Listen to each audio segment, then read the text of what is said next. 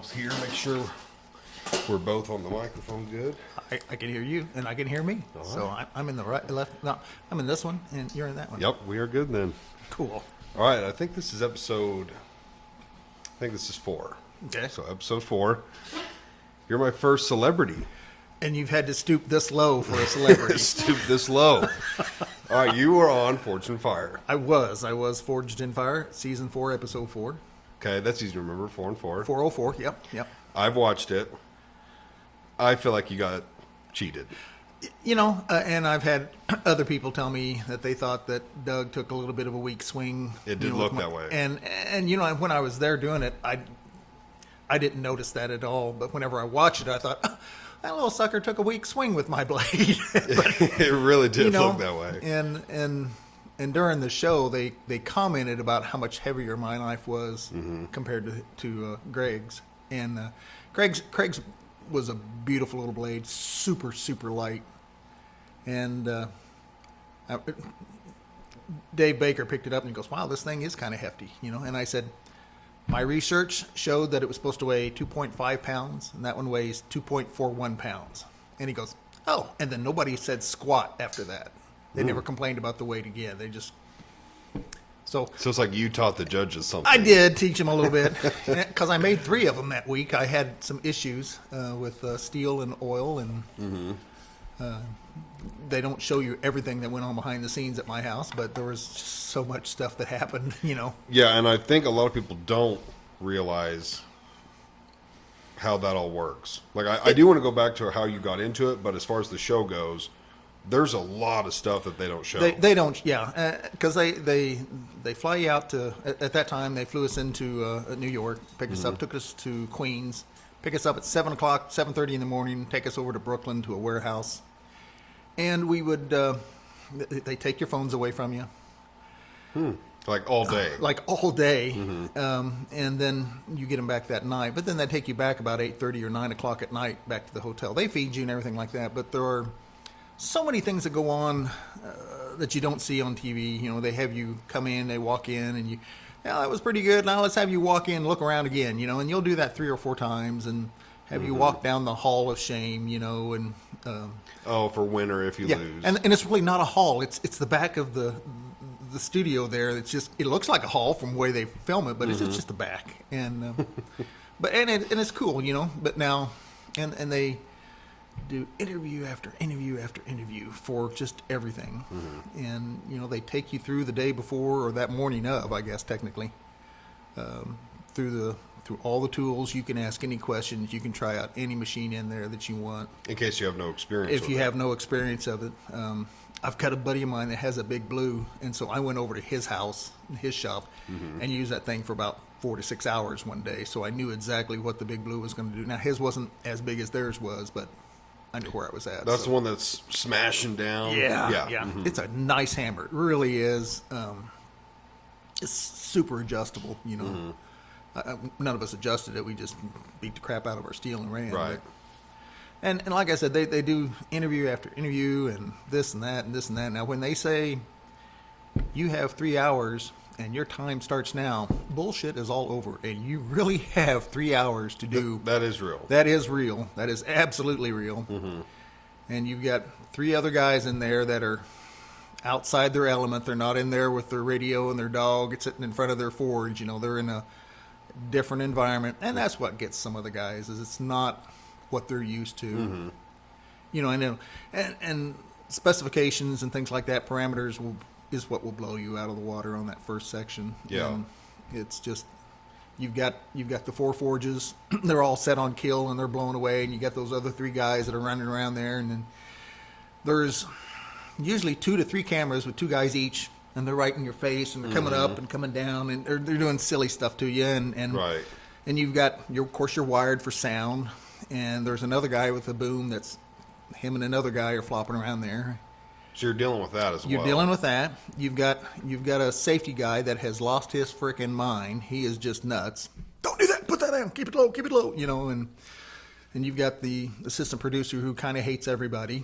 Then you've got your 3 judges and Will at that point, and there's just a lot of hectic stuff going on there, and it's Right. loud and it's hot and it's just unless you can thrive on that kind of stuff, which stress is kind of what my big motivator is. I eat it like candy. So it wasn't too bad for It you. wasn't. No, it was awesome for me. It was awesome. Yeah, turn me loose. But and I had, we first built a karambit, and I was Now, what is the karambit? karambit is a little hand knife that's curved. Curved. That's what. curved. Now it curves up.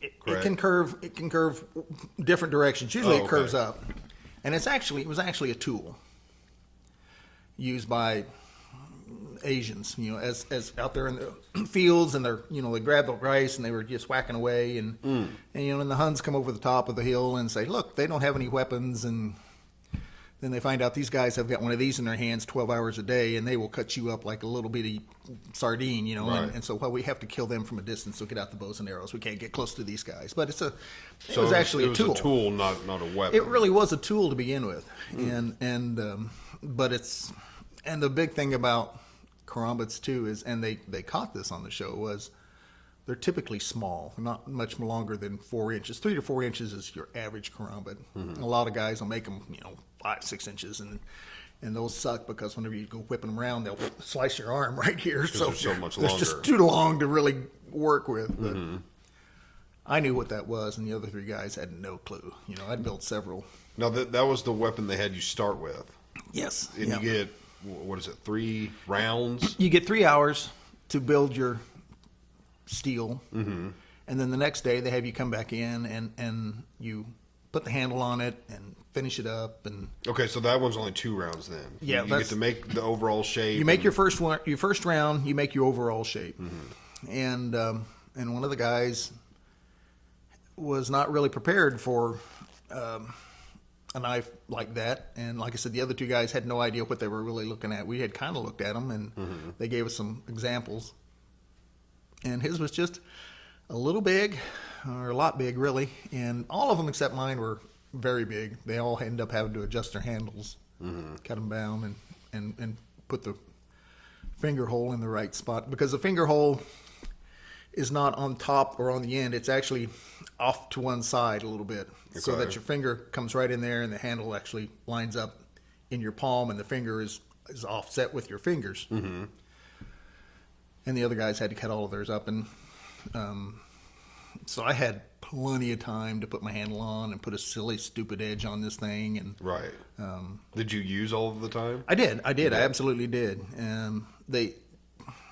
They didn't like the way I quenched my blade. It's so bright in there. It is like sitting in the sun. It's just so bright From all the production lights. from all and the stuff. production lights, and you can't pull a blade out of the forge and go, yeah, that's about the right color, because you want this kind of a reddish color, not a bright orange or bright yellow or white. You want a kind of a reddish color for this particular steel. And it looked fine to me. Now, when I go back and look at it on TV, I'm thinking, oh my God, that was really, really hot. Way too hot. And, and I dropped my blade while I was messing around there after I had heat treated it. Afterwards. While I'm grinding it, I sit it in a stupid spot, and it fell off and went tip first into the concrete. And took a little chunk out of the concrete and didn't hurt the tip. And I'm thinking, hey, I'm good. This Must be hard. Must be hard. Must be good. And I caught a little flack on that from Jason Knight. Him and Baker both said it looked pretty hot. And they kind of suggested that I reheat treat it again the second day. And if you reheat treat it, you don't get a chance to temper it, because they temper the blades at night. Because tempering will take 2 to 4 hours, and it's just like you sit there and you watch grass grow. There's nothing. You stick it in the oven and you wait for the bell to go ding, and you pull it out and you put it back in for another 2 hours. And Now that's part of it that they don't show. they don't show that because it's 2 to 4 hours of watching an oven. So there's no Right. reason to have that. And they have one guy usually. It would be either Jason or Ben Abbott or Jay Nielsen would come in, and they would do the heat treating. So everybody's is tempered the same. Everybody has the same temper. They go for a certain Rockwell heat hardness, and it's a temperature, and that's what they do. Right. But I decided After it fell in the concrete. After it fell chipped in the concrete and chipped the concrete, I'm just going to go with it. Right. And I can't stand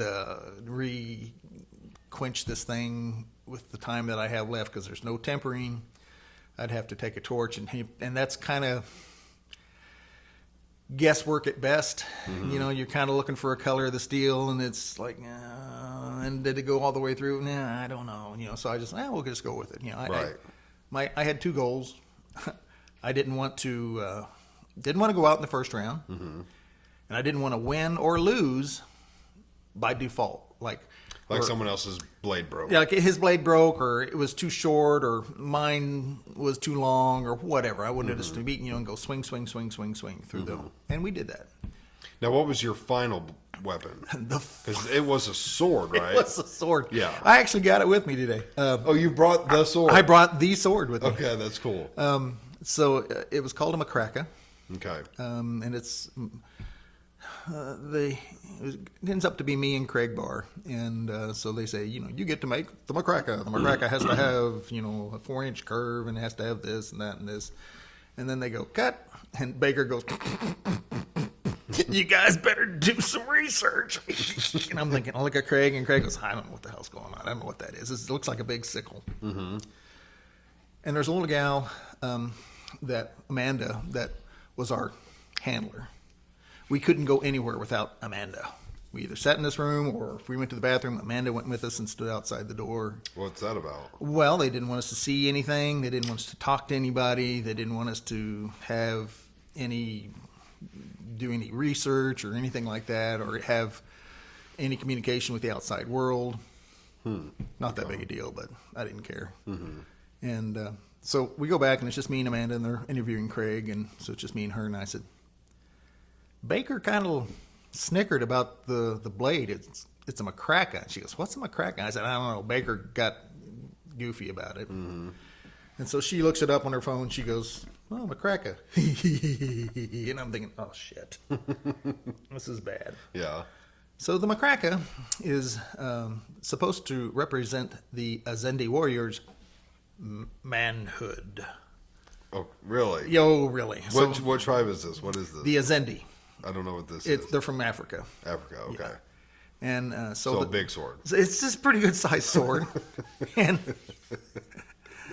yeah. Anyway, there's so many jokes we can do here and get canceled, so we're not going to. But the tip's got a little bit of a weird flair to it, and there's a little thing that's supposed to hang off. Looks like a nutsack. And right. And so I'm looking at her. I said, so I'm going to make a penis sword. She goes, yep, you are. And I'm like, oh, God. They didn't bring any of this up on the show. Oh, no. And so we get to the house, and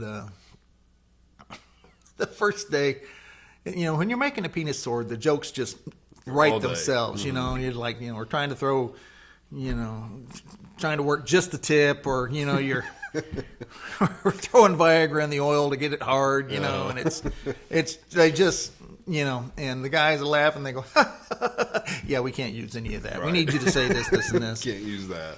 And then the next day, they cornered me, and they said, so we talked to the producer, and they said to let you do and say whatever you need to say and want to say, and we'll edit it however we have to edit it. Mm-hmm. So there's about 90% of the stuff filmed at my house that's only for like Forged in Fire After Dark. They couldn't put any of that stuff on. Right.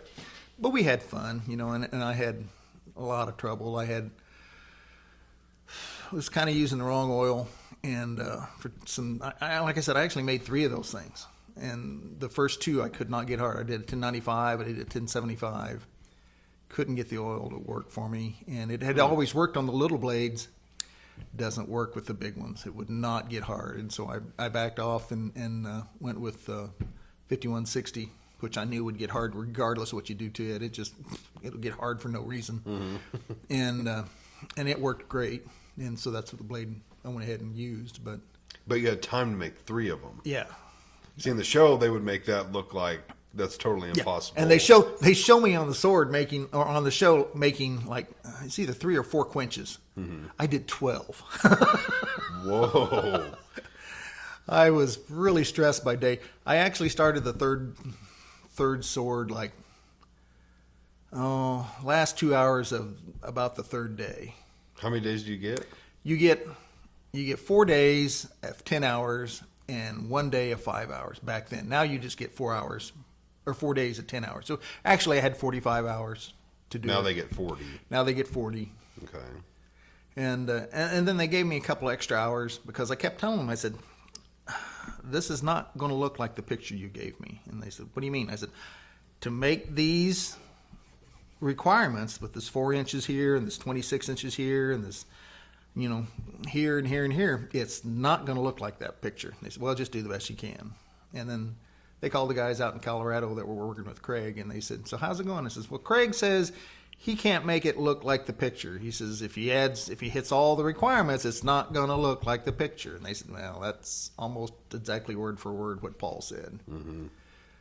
And so they had to call New York, and they figured out, oh, we made a mistake. Because it was a little bit too much. It was too short. They wanted it to be 26 inches, and you couldn't have 18 being the halfway point out of 26, So they said, if we allowed you 2 more inches and 2 more hours, can you make this look like the picture? And I said, I can. And so all I did was heat up the handle, went and bend it straight. And so now it took me like 5 minutes to fix my issue. Right. So now I had 2 hours extra to play with stuff, which was handy since I was on my third sword. Right. Third sword on the third day. But yeah, it was a good time. Now you get it made, and then you get to go back. Yes. And how many guys did they send home with you? They sent 2 guys to my house and 2 guys to Craig's house. A cameraman and an audio guy. And the cameraman basically was in the shop with me 95% of the time. And the other guy, he was doing editing and audio and stuff like that. But he was always on the computer. Mm. And so I had my quench tank is a big long quench tank. And this sword is a big round sword, and it wasn't going to fit in my quench tank the way I thought it should to make everything hard. Mm-hmm.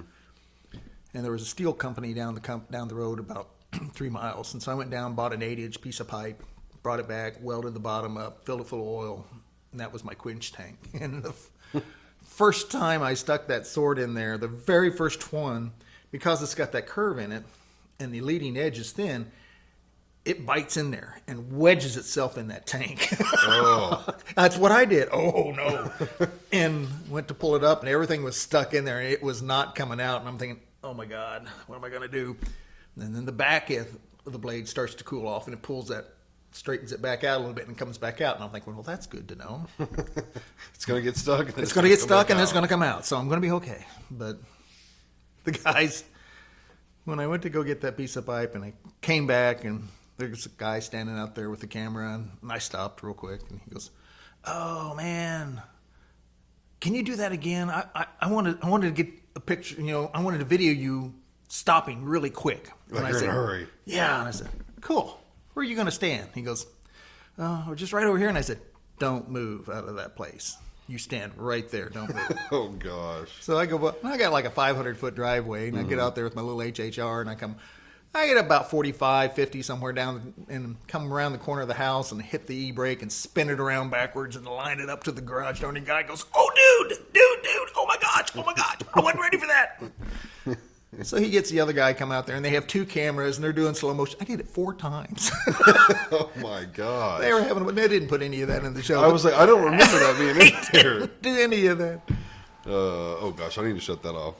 Yeah, I don't remember that being in there. It wasn't. There was a lot of stuff they didn't. They film you probably maybe 70 hours of video total of you. And they condense you down to about 4 minutes total. Wow. But yeah, I don't do that on this. It's pretty raw. It's pretty raw. It's pretty raw. That works for me. Yeah, like me getting up to shut that off, that's going to be in there. Okay, cool. Yeah, it's pretty raw. Wow, But I had a good time. I made some good friends. I talk with Craig every now and then. I talk with Brian every now and then. Brian Dimick, he was the guy that I was really, really scared of. He was the young guy, and he does Oh man, he does a lot of armor and a lot of historical recreation of weapons and things like that. Mm-hmm. And I thought, man, if it comes down to me and him, I'm in trouble because he's going to do a great sword, you know. Yeah. And but his blade was just like, again, he kind of overthought the handle, and he really made his blade, instead of just kind of having a nice little curve, his almost went 90 degrees out. Too much. A little too much, but it was good and sharp. It just Now you get back. Which one of the blades over there was it? it's the big curved one. Big curved one. Do you want to see it? Yeah, let's bring it out. All right. I don't see the one that's curved. Is it down in the box? It's down in the box. Oh, okay. Yeah, let's let the people see. Okay, a sickle, yeah. Yeah, see, it's just a big, goofy sickle. Like I said, it's kind of got a little flare at the end to, whatever. And in all the research, this part here, some of them are this short, some of them really hung down. Mm-hmm. Depends on how well endowed the warrior was. Yeah, I suppose so. Have no idea what this slot's for. Nobody knew why it was there. They just had them. We just had them. We figured maybe they used it for putting a belt loop in or something like that. But And only this side is sharp. only that side is sharp, and it's still. I mean, I haven't touched it since I made it, but I thought they kept them, or they did until season 4. In season 4, they were starting to end up with a whole bunch of extra knives because Right. they have all the knives from the first round, which is 4 little blades. Mm-hmm. And, some of them are finished and some of them are not, and some of them are broken and some of them are not. And then they had the 2 big blades at the end of the show, and they were just a lot of them. And they decided the runner-up should get his blade back. they keep the winners. And they keep the winners and give him $10,000 for his knife. And they thought, well, this is a good idea as far as I'm concerned. The runner up at least gets something other than a pat on the back. And it really didn't cost me anything because they paid for the flight out, they paid for the hotel, they fed us awesomely. I don't know who their chef was, but we'd have shrimp scampi and we'd have pork chops and we had some awesome food. Some days we'd have just sandwiches and stuff like that, but I never had anything I was not willing to eat there. So, What about at home? Like all of this is your own steel? And... No. They actually give you enough steel and enough handle material to take home to build this with. Oh. You don't have to use it, but they give it to you. So they gave me 3 little pieces of 1095 and some micarta, or actually probably G10. 3 big pieces of G10, and it's like, I don't know what I'm going to do with that, but it's okay, And I end up using, this is actually a chunk of a 5160, which is what you use for leaf springs on a car. Yeah, you hear that on the show a lot. That guys really like that, don't they? It's that a super tough steel. I mean, there's better steel out there, but as far as just a general good blade steel, 5160 has just a touch of chrome in it. Doesn't mean it's stainless, but it has just a little bit of chrome in it. And it'll hold a good edge. I make a lot of knives out of it. I like 1075 and 1095 and the Damascus stuff and things like that. And I do a lot of stainless too, but this is just a really good steel. Yeah, like I said, it'll quench just super easy. Is there a steel that you could get sharper than another steel? Or not really? Obsidian is actually probably the sharpest edge you will find, because obsidian actually goes down to the molecular structure of the atoms in the glass, Right. And you can't polish. It's I suppose you could get real close to it, but obsidian is probably the sharpest thing you're going to find. But is that steel? No, I didn't think so. because that's glass. That's glass. But you can sharpen glass. You can. Well, you just bust it out, and when you bust it out, that edge is silly sharp. Is that black? Uh-huh. Okay, you can get it black and you can get it red. I've got a big chunk of red obsidian that a buddy of mine gave me, and I've been trying to decide what I want to do with it. And for a while there was several surgeons that had gone back to obsidian for doing surgery because it just cuts. So it's one of those cuts that if you cut yourself with obsidian, you look at it and you go, wow, that's my flesh in there. And look at the bone. It takes it like about 3 or 4 seconds before it bleeds. Damn. You know, and it's like, well, that's clean. But Wow, so that's super smart. Now this one you also made. I made that one. You made this one. It comes with paper and everything. Really nice little gal. When did this get made? Now that date manufactured, that's the date you finished That's it. the date I finished You it. finished it. How long do you think this one took you? You know, I don't know. They kind of vary. This one probably took me a couple of days. This was if I remember right, a 1095 blade. I did a little bit of a put a little clay on there and did a differential heat treat.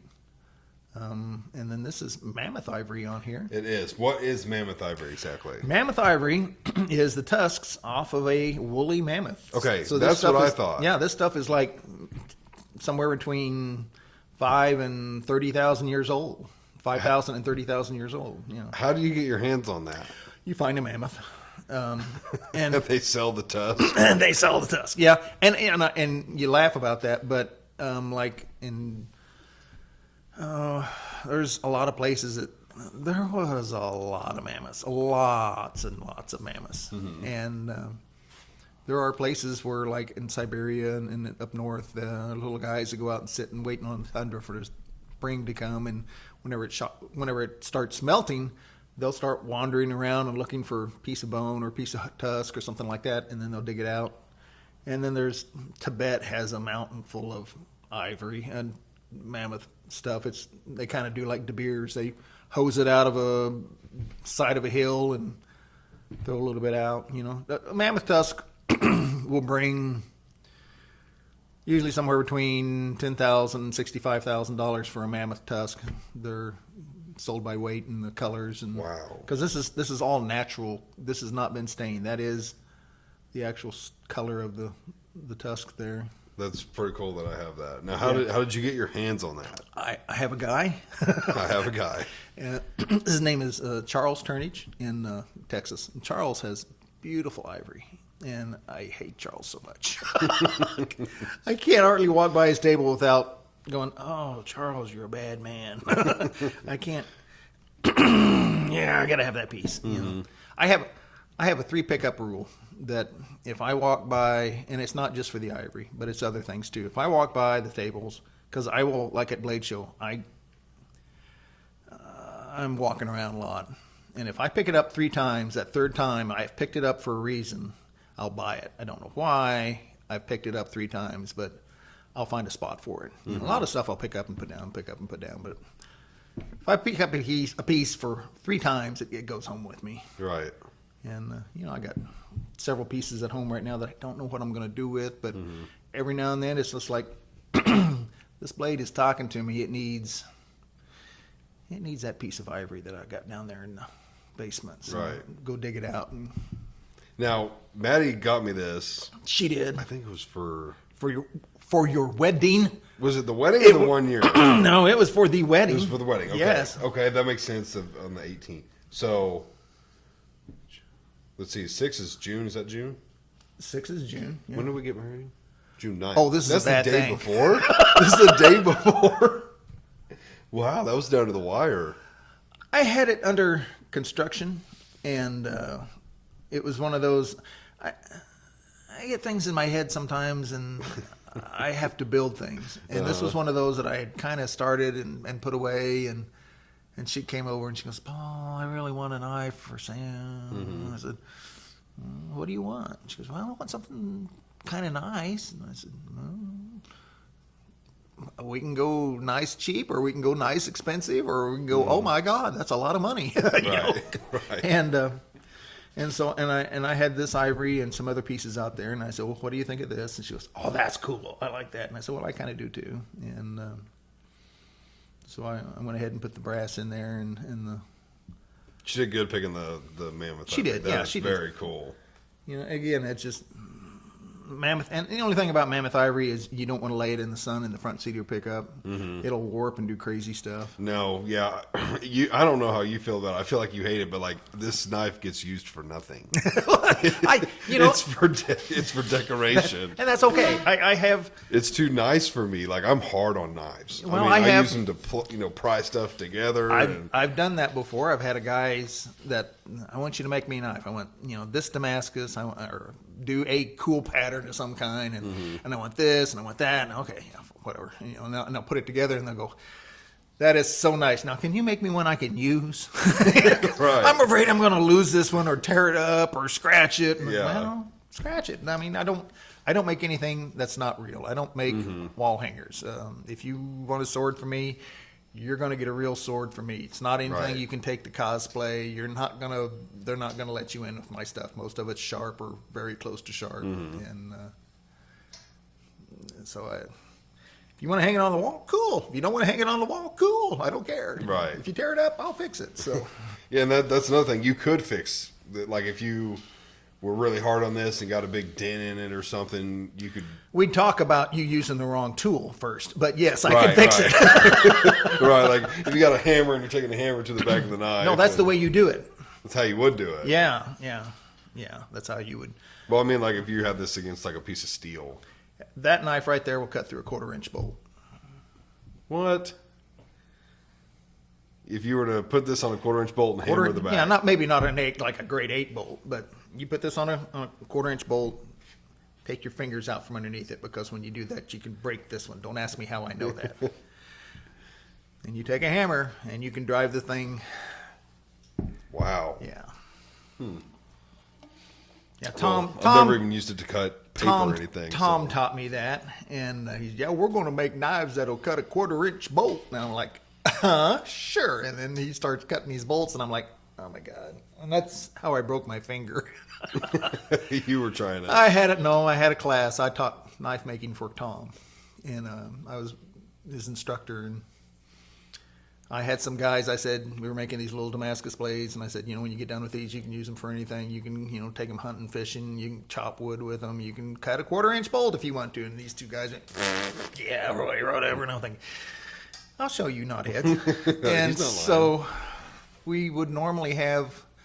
Damascus is funky. Sometimes you'll get a weird spot where it didn't. Maybe you had some flux get in there, or you didn't get a good weld, or you'd have a little weird spot. And it's never like a 1/4-inch from the tip. It's always out here in the middle where you grind through it. And we had one of those. And I said, well, we'll do a different blade, and we'll keep this one back. And so I heat treated and tempered that blade with all the rest. And I said, all right, guys, come here. And they all came up, and I had my finger under the handle like this. Didn't have handles on it yet. It was just the steel. And I had it sitting there on this bolt. And I took this hammer, and I was supposed to hit out here where the blade was at. When I hit back here, and it shattered my finger. Oh. And then I realized I have to hit it 2 more times because I didn't go through the bolt. Because that's what you do. You hit it about 2 or 3 times, Right. and it cuts through the bolt. And I said, see there? God, it's hot in here. And so I sat down, and it started to get real hot, and I'm thinking, Your fingers throbbing. my fingers throbbing, and I took my glove off, and I thought, oh yeah, that's pretty. I have messed up. And, Yeah. I broke it, shattered it in about 3 places. Oh gosh. And now you know to hold on the side. Yeah, you got to hold it on the side, and that keeps you from peeing down one leg when you do that. Right. So, yeah. Right. Now, how did you get into this? I was always into knives. I mean, even, as a kid, I always had a pocket knife. I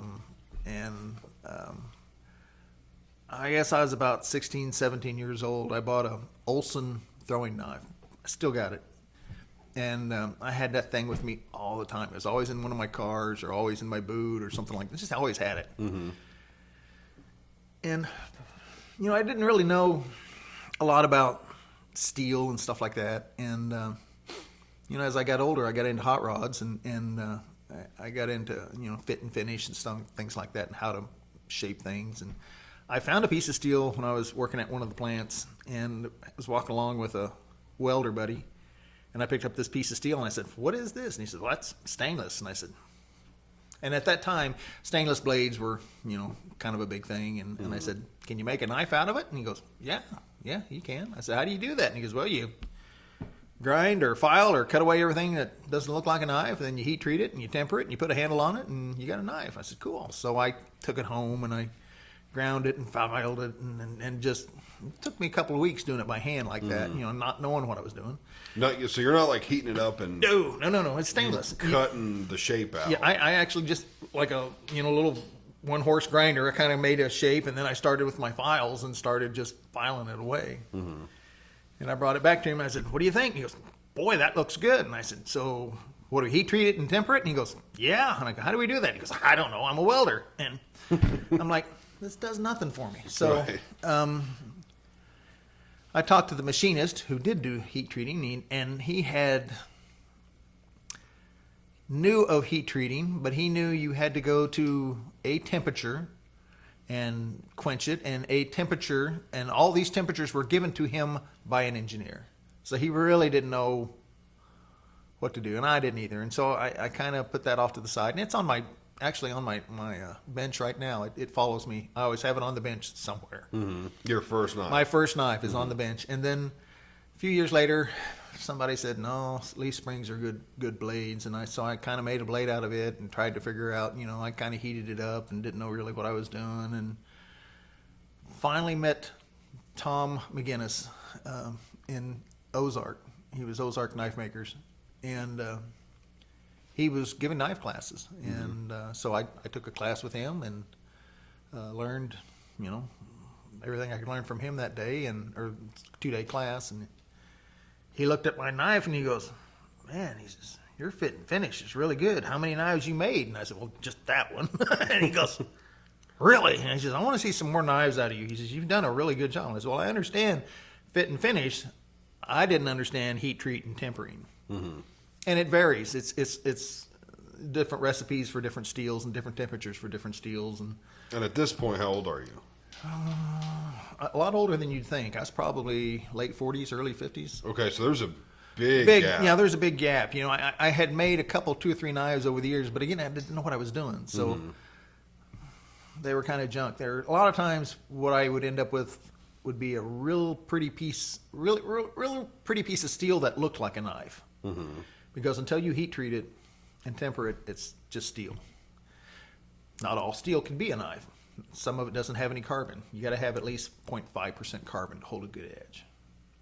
And that's another thing that you learn as you go along. And some steels you take to like 1450 degrees, and some of them you take to 2000 degrees, and some of them then you temper them at different temperatures. And so I made him some more knives, and he says, "How many knives you made?" And I said, "Well, that's number 3 and that's number 4. And he says, "I've got guys in here that have been making knives for 4 years and don't make them that good." He says, "I want you to start hanging around the shop a little bit." So I said, "Okay." So then I'd go up on the weekends when he had his classes and kind of hang out. And he says, "I want you to start grinding knives. And then I want you to do this." And then finally he just said, "I want you to start teaching the class. I'm going to just sit back over here and relax." And he says, "You've got it." And I said, "Okay." So that's what I did. I taught knife making for 5, 6, 7 years, and then Tom ended up having a stroke and was never able.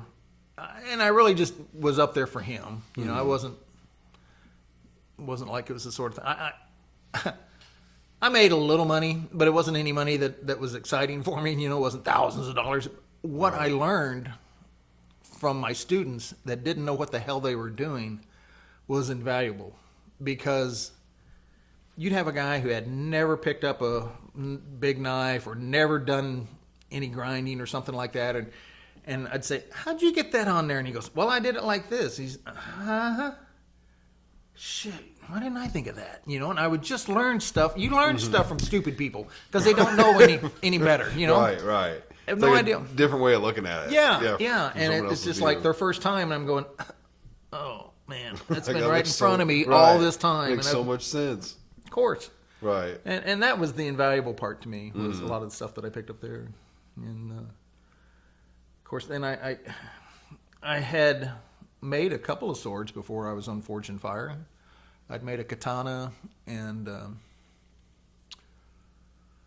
Wasashaki and a Roman gladius. And What's an actual samurai sword called? Is that the katana? the katana, 22, is the 22 katana. inches and longer is a katana. Under 22 inches is a wasashaki. And I would love to own one of those. oh man, I didn't bring the katana I've got. I forgot. I mean, they're just known for being like very sharp. Yeah, I thought that's what they were known for. they are known for that. And Hollywood has Dressed it up a little bit. dressed it up a little bit more, you know. They weren't out there slicing bamboo and shit. Right? No, yeah, and I'm not saying they're not, but I'm saying, you know, pound for pound, swing for swing, a katana and a medieval sword are,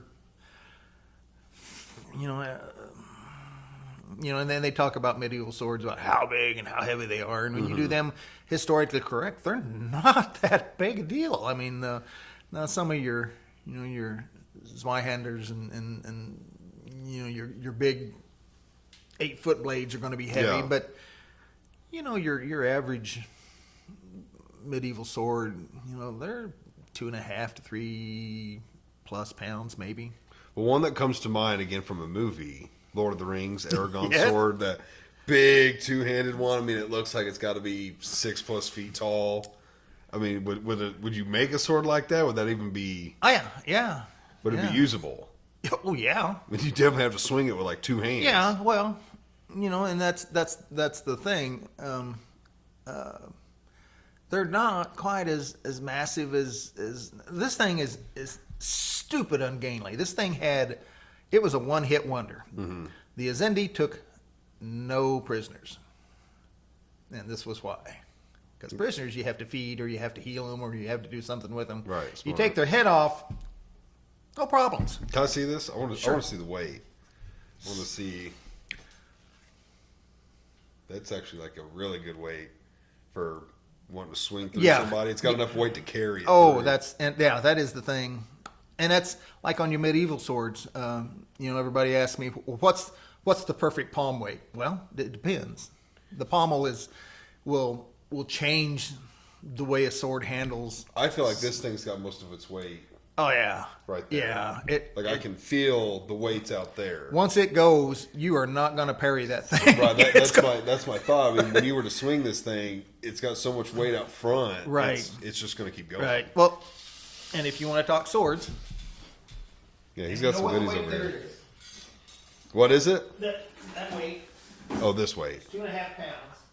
That's what this sword here That's was. what that sword weighs. So tell me, See, this looks cool. Yeah. what's that sword weigh? Let me cheat. Yeah. Wow, they're.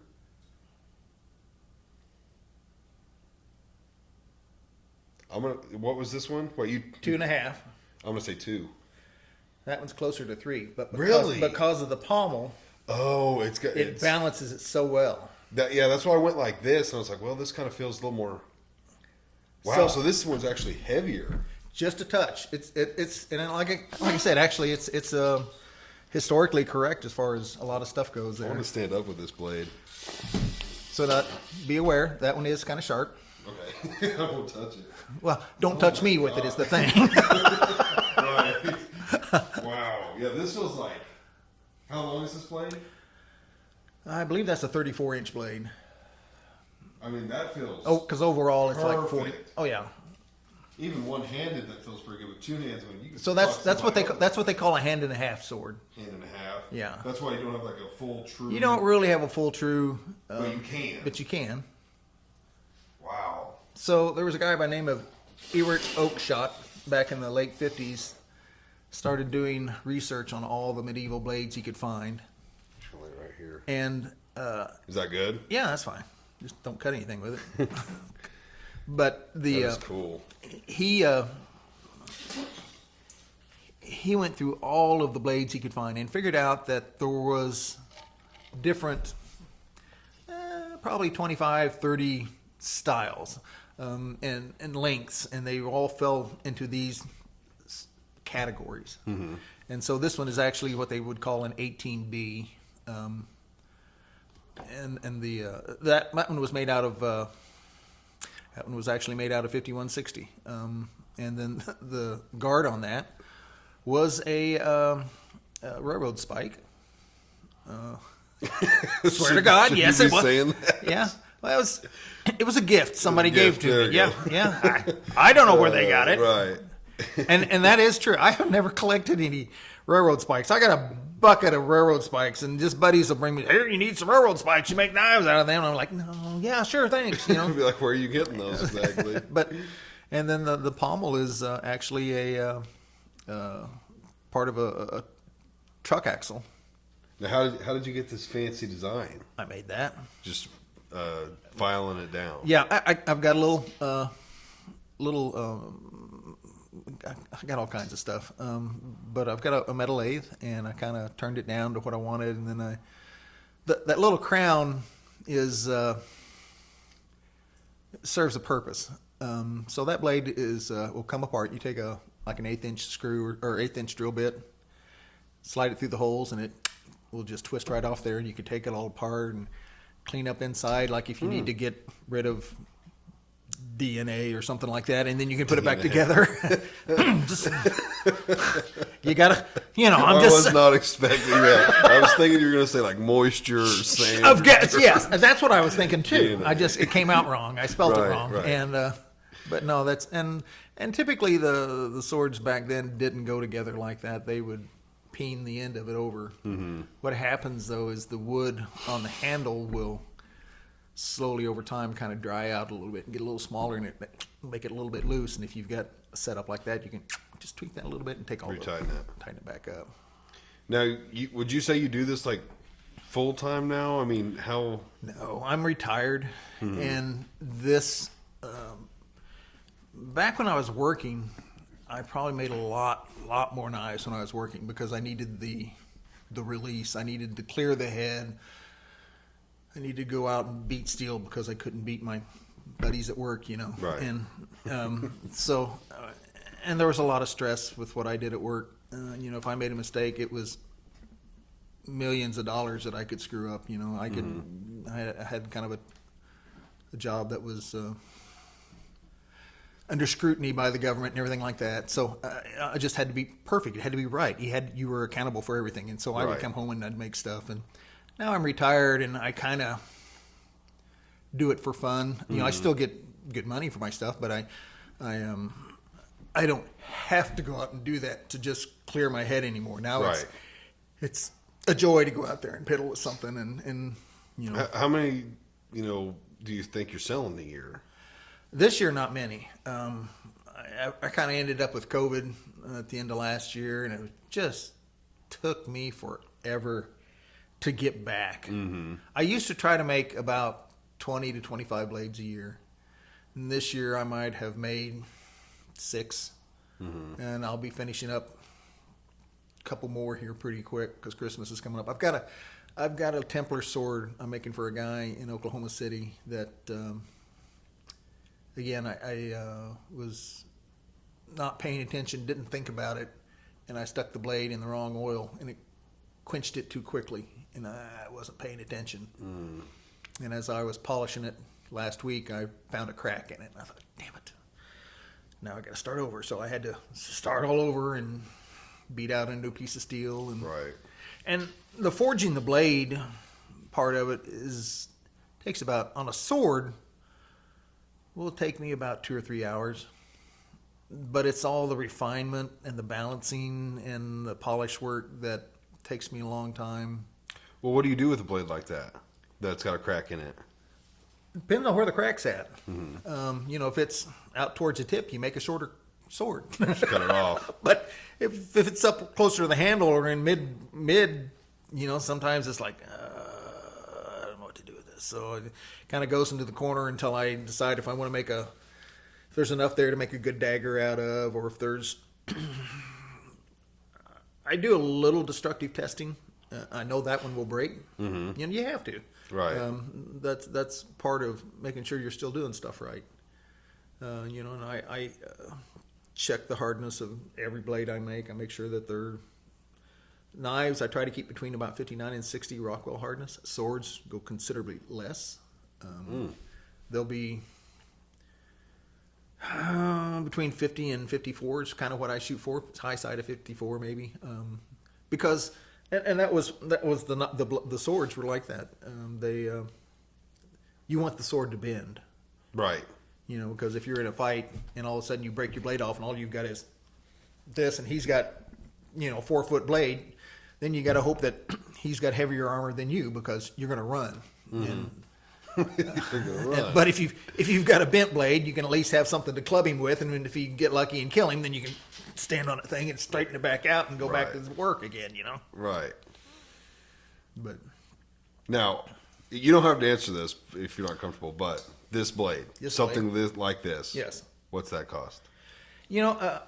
I don't charge enough for my big blades, mainly because I enjoy making them. But a blade like that, I start out about 700. Katanas, I started $1,000 because they are a pain in the ass. Yep. Because I make everything. I don't just. And stuff is kind of hard to find sometimes. Correct pieces. You can't really buy silk for the katana anymore. You buy silk-ish stuff to put around it. For the one I'm making for the guy in Omaha, I had a hell of a time finding stingray hide, because you make a little wooden handle and then you cover it in stingray hide. And because stingray hide and shark hide is directional, all the little scales go in one direction. Oh, okay. So it won't go this way, but it'll go that way, and that's why you want it in your hand. You swing it and it grabs into your hand, or actually grabs into the silk, and you hang on to the silk. And then there's habaki and the suba and then the kashira and the whole bunch of little pieces that all go on there. And all that entire handle and everything on a katana is held on by one little piece of bamboo, sometimes two. That's it. Just that is it. And you have a little hammer and you kind of tap that thing out and slide it apart, and you can, check it out and clean the moisture and stuff out from Not underneath DNA. it. Well, I think Maddie's going to have to give me another one for something. Father's Day, Christmas. Something. For swords and anything over about 12 inches long, I do have to have approval by the wife, just so you know, because it's happened other times. Oh, the wife says I can't have this. Dude, okay. Can't have I got another guy that says he'll take it, so no problem. Oh, I would definitely hang that up. Be proud of that. But That's very cool. and swords were, a big sword like this is not really the weapon of choice. The weapon of choice was the shorter swords. Arming swords was really what they did most of their work with. And See, I look at this one. Yeah, I would say that's I would consider that like a medium long. no, it's Would you say that's a pretty long? that's not bad, really. Like most of your Templar swords were about 32 to 34 inches. That's about what they are, and they were kind of big and unwieldy, and the shorter swords were. How much shorter? We're talking like to here on this? Oh, you've got one. He's, of course, got one.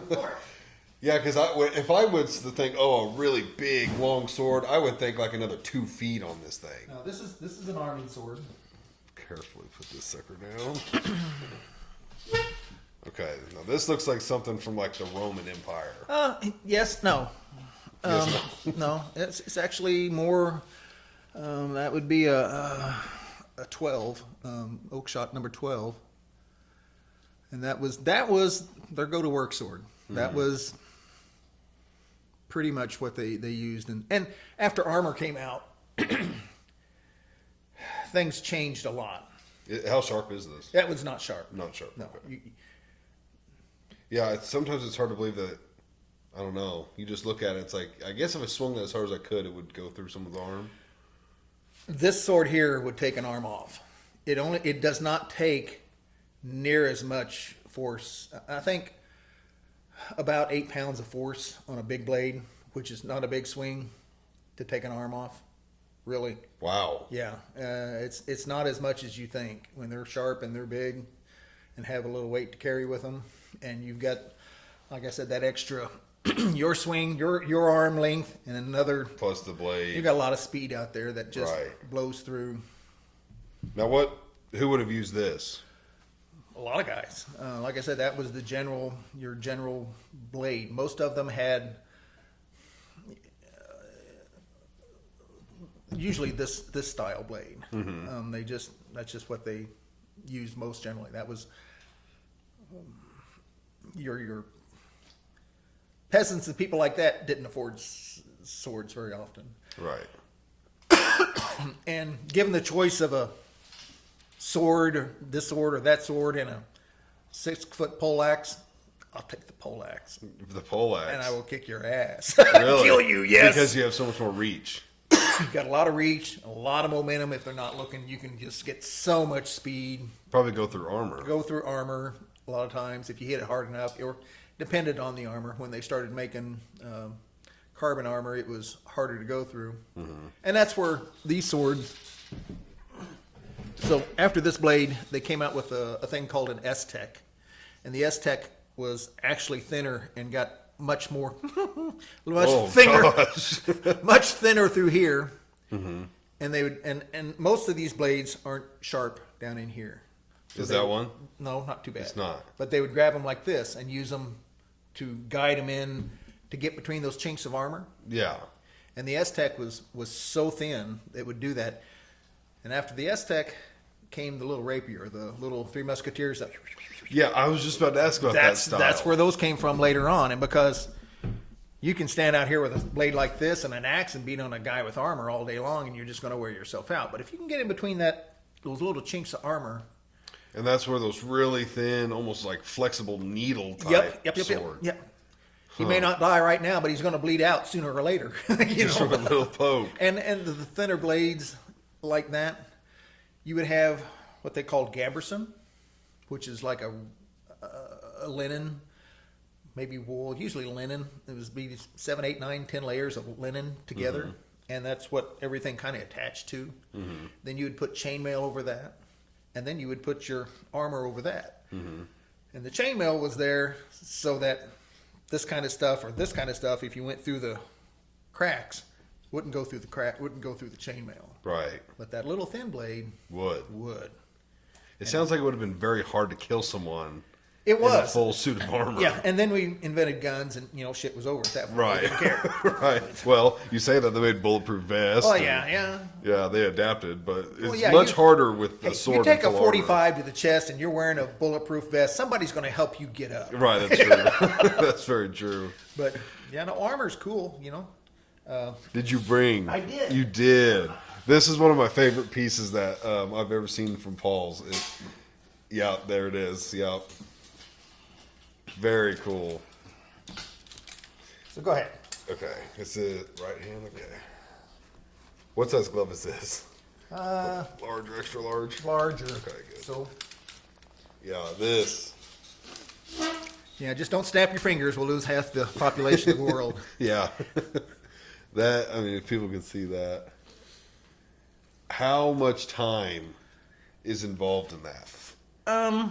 Because, I mean, the fingers, if people can see that, I mean, the fingers move and Not as much as you'd think. I may have about 25 hours total. on the that. wrist and everything right here moves. Well, it's thinner steel, and it moves a little easier. The big part there, yeah.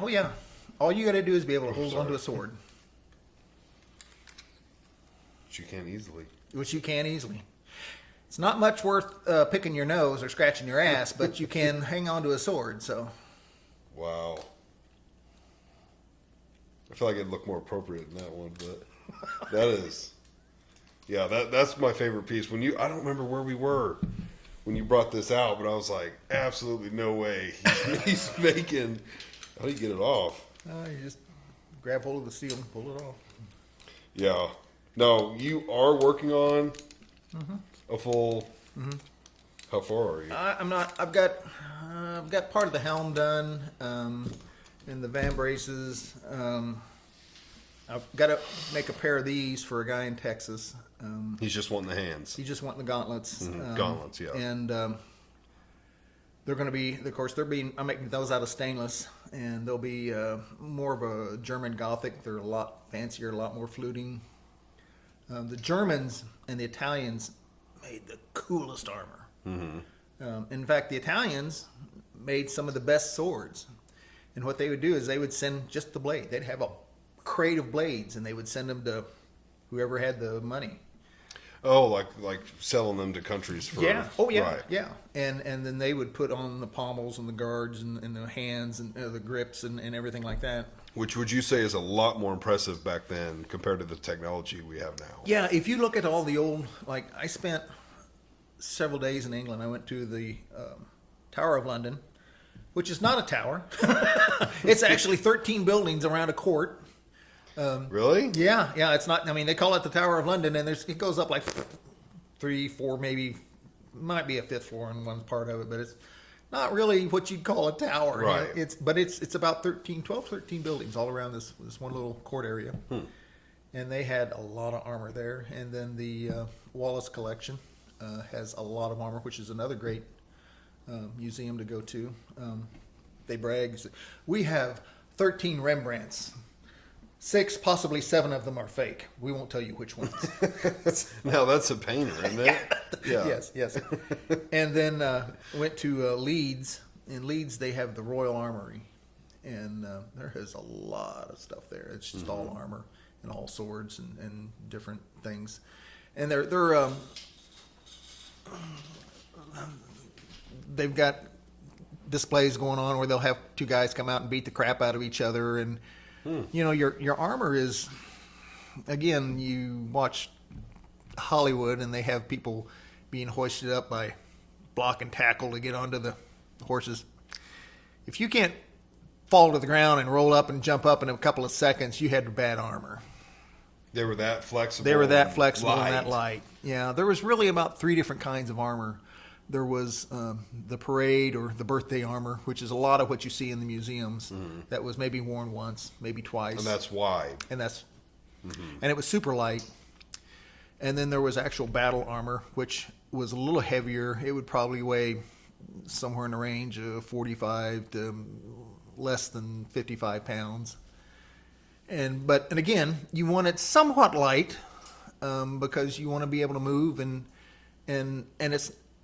if you look at armor, there's no flat places on it. And like this crease here, that crease there is to keep something from going past it, getting under. Right. And they would have a lot of those little creases. And it was not, a lot of your armor was not built to be impenetrable. It was built to deflect.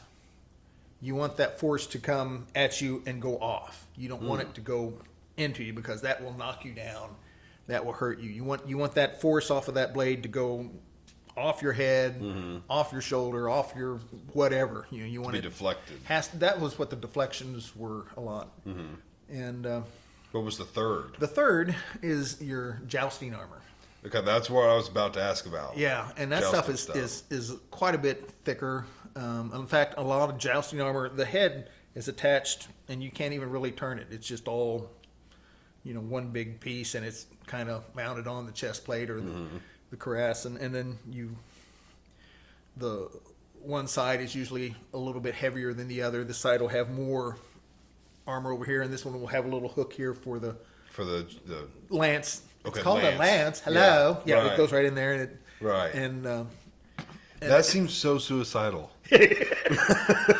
To just get on a horse with a big ass stick. And it's not so much. It's not so much that hit that you take, but it's that 6 foot drop off that Pershing that it's right with all the armor on. With all the armor on, it's like I used to love watching A Knight's Tale as a kid. And I was like, why would anybody want to do that sport? It looks terrible. If you go to a Ren fair, a lot of times they'll have jousting there, and those really guys, doing it. Oh, they really do it. That's crazy. It's crazy, and now they use a lance that will kind of explode, but right. It takes a pretty good hit. I've seen guys just get the shit knocked off of them. Just knocked right off the horse and just bounce and they just jump up and it's like really. Yeah, that doesn't seem fun whatsoever. And the jousters all like, and your HEMA guys and Buhert and all those guys, the SCA guys, they all like stainless because they're lazy and they don't want the maintenance part. Right. And they can just take a bottle of water and just go, and cool themselves off and stay Don't have to cool worry for about rust. Yeah, and they don't have to worry about the rust. Where the carbon steel will take a better hit. But and I've got a buddy of mine out in Oregon that makes a lot of armor. And when he used to do the Buhert and HEMA stuff, all his stuff was carbon steel. And he said after the battle he would go out and try to find a stream and lay down in the stream. And I said, "You're crazy." And he goes, No. He says, "It's the sweat and the oils in your body that makes that steel rust." And he says, "If you get in the water and you float all that out," and he says, "then you let it dry off," he says, "You won't rust." I said, "Really?" He goes, "Oh yeah, no, just." And that's that's a thing with knives, especially like Damascus blades. People want to touch them because they can't. And it's funny. You said, "Now don't touch the blade." Okay, and they just rub their finger right. Right. I just told you not to touch the blade. Did I touch it? Yes, you did. They don't even know it. And so you just got to clean the fingerprints off and go. Right. But Do you prefer people to see people use your blades, or it just doesn't really matter? It really doesn't matter. I made a lot of blades for my buddies at work. I'll take like stuff from some of the transformers or some of the trucks, or I had some big bearings out of one of the generators out at State Line that I took. The guys were throwing them away, and I said, "Man, I could make knives out of those." And I'd make little blades, and I'd use copper out of this substation that they were throwing away, and my card out of this place that they were throwing away, and I'd make them a knife. And then I would, on the little card like this one, I would say that this blade was made from a piece of steel that came here and that there and this and there and there, and it was all stuff that they could relate to. Yeah. I was in that substation. Yeah, I worked around all that stuff. That's very cool. And it meant something to them. And Yeah, I think if I won the lottery, you could just not do anything for anyone else.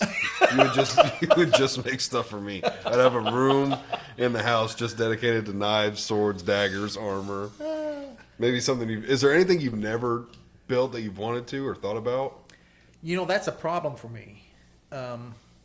I'm kind of like a beagle dog. I will go down the wrong rabbit hole and get lost a lot of times. I'm making a 12-foot bullwhip at the house right now because I didn't have one. A bullwhip? Yeah. That's nothing to do with this stuff, though, I right? know, but it's like when I was doing research on swords, I kept looking at the armor and going, "Man, that stuff looks cool, and I wonder how they made that, and what makes this articulation work?" And next thing I know, I'm making stuff, And it's the same way. I see something and I'll watch a video or something like that and think, "Oh, that's cool. I don't have one of those. How hard can that be?" And Nick's real bad about the same thing. He does the same way. But I've got enough tools and parts and pieces now. I don't think there's anything I can't make. And that's kind of a scary position to be in for me because my limitations used to be, well, I don't have the ability to do that because I don't have that tool or I don't have that. And now it's like, what can I do today? Right. It's like you got all the tools you need, and then that happens. I'll be on, like right now, I'm behind on knives, and all of a sudden something will hit me and go, "Oh, I want to make that," and production will stop, and I'll have to build that. that's why that knife was completed a day before Yes, the wedding. that's exactly true. Yeah, I get to look at the date. I'm like, "Oh, that's very close." Well, One day. yeah, and that is, like I said, I work best under stress. If you've got a stupid deadline and a halfway, just partial budget and half the tools I need, I'm your guy. Right. You'll make it happen. Yeah, I'll make it happen. But you give me a year and a half and an unlimited budget and tools from everywhere, I may not get ever done. Right. Well, did you have any other things you wanted to show? Let's see, what did I bring? Oh, yeah, I do. Now I got to see if you could maybe make something for the podcast. Maybe see if you could make that bear mouth design. That'd be cool. I don't know how that'd work. So you asked me about sharp knives. Is there a steel that's sharper than others? Mm-hmm. There are steels that will hold a better edge than others. And this is a cutting competition knife. That is my personal cutting competition blade. That thing is made out of CPM M4. I noticed it goes from very fat Thick to very thin. and that is so it doesn't want to break. It's got a very strong spine. It's got a very strong spine, plus it adds weight to the blade. I can cut through a 2x4 within about 7 hits with that. Okay, now that you bring up the 2x4, I've seen these on that before, where those guys are slashing into the 2x4, Yep. and then they got to cut a piece of rope, Yep. and then like slide them through water bottles. Yep. Okay, that's why I the knife. recognize this blade. Yeah.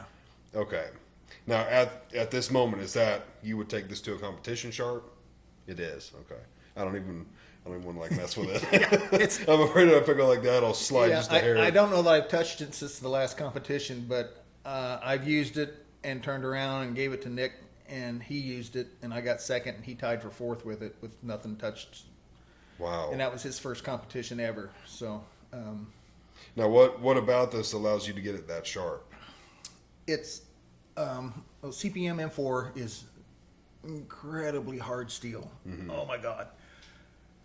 When it comes out of the heat treat, it's Rockwell of 70, 72, somewhere in there. Just stupid hard. You can't do anything with it. So all your finish work kind of has to be done before you heat treat it, because it is going to be very, very, very, very hard. That's basically it. And then you have to temper it back to a workable heat range or heat treat range. And this one is about 62 and a half, maybe a little closer to 63. And it's you have to temper this steel really, really hot. You have to heat treat it. You have to take it to like 2,000. I was just about to ask. I heard you say earlier like 14 to 2. I was wondering if that was a 2,000. And most of your stainlesses are between 1950 and 2,000. I can actually take this one up to 2,200, but then it gets really stupid hard and can't do anything with it. And then the heat treat to temper it, I have to take it to like about 1,050 for 2 hours, about 3 times. So about 6 hours worth of tempering. That's when you put it in the oven. Yeah. So you'd put it in the oven, get a temperature, pull it out, and then just let it cool back to. No, you let it sit there for 2 hours. After it's been in the oven. After it's been in there, yeah, take it out, bring it back to room temperature, stick it back, right back in. How long does that take to get back to room temp? 30 minutes? 20, 30 minutes. Okay. Yeah. I didn't know if it was like depends 5 or 10. Well, it depends. Like the steel here is usually 385, 375, and so it doesn't take very long. That one there will take a little longer. Bigger piece takes longer as well. Bigger more piece, heat. but it's hotter. It goes to 1,000 degrees. This one only goes to 375 degrees. So, But if you had like a piece this big at 1,000 degrees versus a piece this big at 1,000, would you have to give it more time? No. no, it's all going to cool about the same rate. Okay. And that's kind of an expensive steel. It doesn't just grow on trees. You got to send off for it. And that's a problem with all us knife makers have an issue with that. You can't buy good knife steel locally. You have to order it from Aldo or Admiral has steel. Pops, Jantz has steel. These are all local places? No, they're all, I think, Admiral's in Connecticut, and Aldo's in New Jersey, Texas Knife Steel's in Texas, Jantz is in Oklahoma, Kelly Couples is in Oregon, I think. Kelly does awesome work. If you do a lot of Damascus, he's the guy to call. Tell him I need 20 pounds of this and 20 pounds of that, 6 inches long, 2.5 inches wide, and he goes, okay. And he cuts it to length and mails it to you, Now, I work with steel at work Sure. where I'm at now. But the only thing I can think of off the top of my head is we use a certain grade. I believe it's grade 55. It's either grade 50 or grade 55. Does that mean anything to you? Do you know what No, okay. maybe unless that's the hardness of it. I don't. What kind of is it? A mild steel or a carbon steel or? I couldn't tell It's you. steel. Yeah, I just weld it. Carbon steel usually has. I know it's better than what a lot of places will work with because it goes much lower than that. But something about the stuff we use, it allows us to be within our IAS certification. Okay. You don't have to like grind it and prep it and stuff. It's just like ready to weld. So, Oh, well, that's cool. but I didn't know if in your world that number That particular number anything. doesn't mean anything to me, but there's thousands of steels, just thousands of steels. Now, if you hear somebody give you like a 4-digit number, like 5160 or 1075 or something like that, the last 2 digits in that number is the amount of carbon in it. So 1075 will have 0.75% carbon. 5160 has 0.60% carbon. And you want at least 0.5. How high does it go? You can go pretty daggum high. Like 5% or way more than that? You get 5%, you have issues. I've used, there's some stainlesses that get pretty high.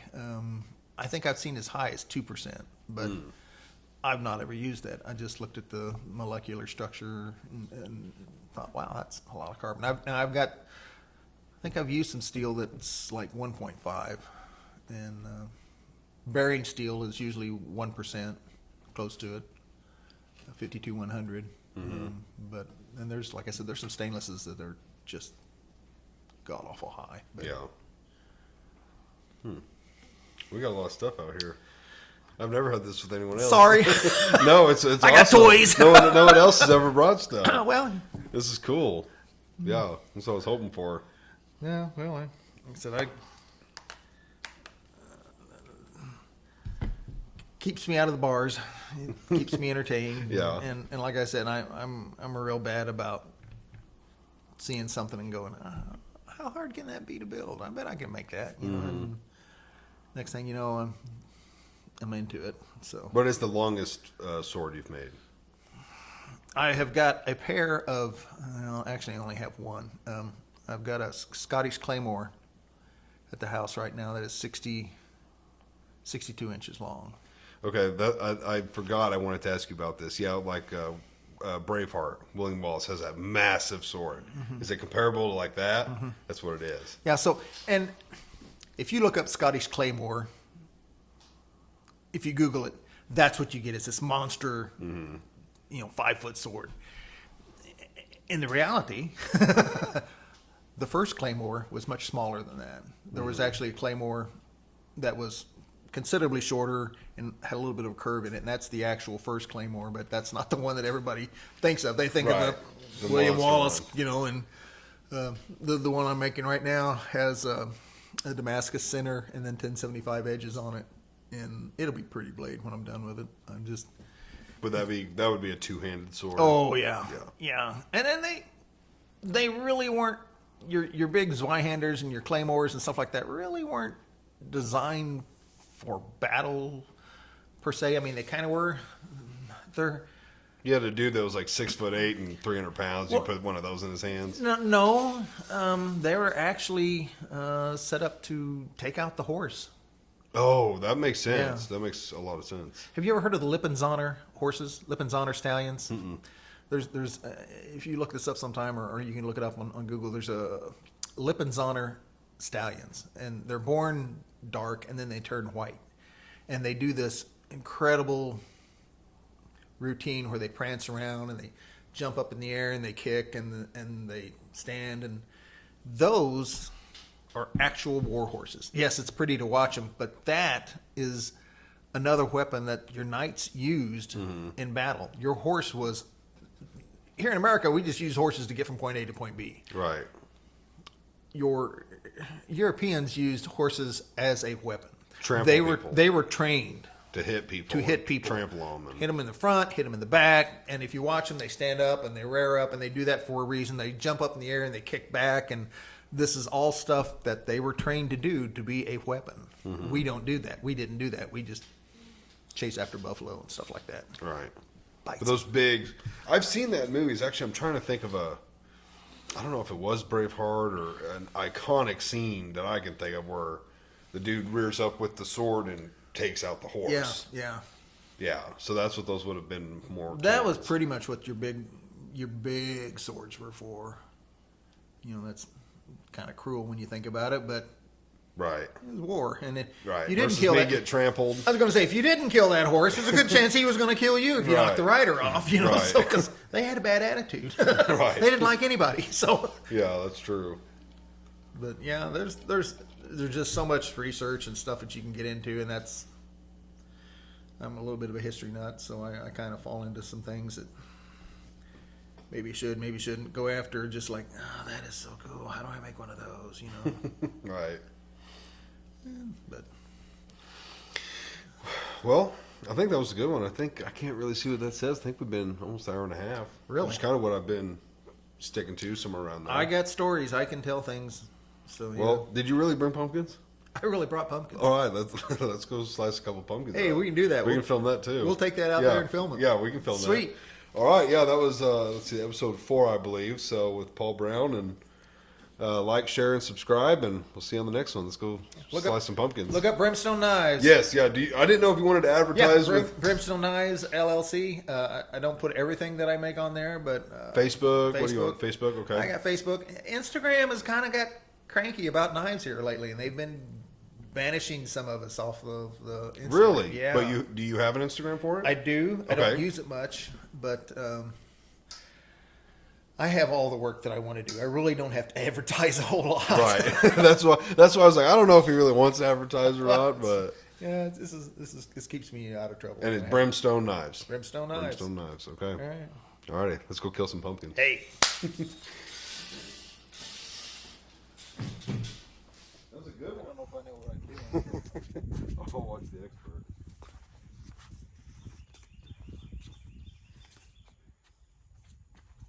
I'm gonna get on this side. I didn't know if you were coming straight down on it or. No, I'm gonna. Woo! Clean. Clean cut. You think you could cut that one again?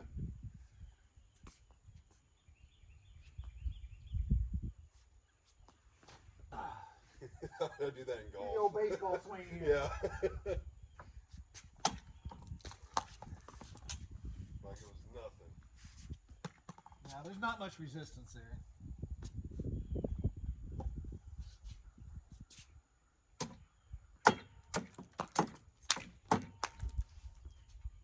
Yeah, if that was someone's brain. Singing sword. Is that a good thing? That's a thing. Just a thing. That one feels a little more hardy. Yeah. Pretty dense. Say that. Alright. This is probably my first time ever using a sword. Really? You don't just have them around the house? I don't. I can't think of another time someone's brought a sword over and we've cut pumpkins up. This might be my first.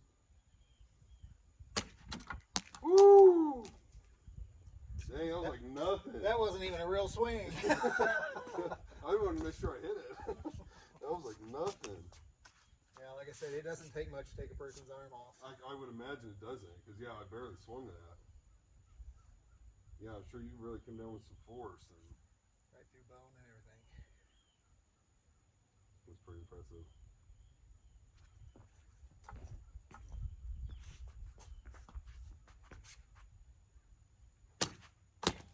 Wow, that was like 3/4 to an inch thick, like it was nothing.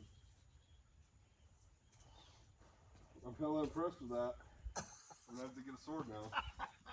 There's nothing to it. Guess what I want, honey? Yeah, I just want a sword. Oh man, I tell you what, if I ever got a sword, I would want one of them big ones. Just a monster sword. Just to hang that sucker up in the living room. Right off the top. Man. It's nothing. It was hella fun. Now, do you make sheets and stuff too? Yeah, I make all. This one's not done yet. But That would be the interior of it? Yeah, that's what you start out with. The other one that's got the leather on it, that's what it starts out as. Yeah. You use like some 2-ounce leather. And typically I'll like wrap it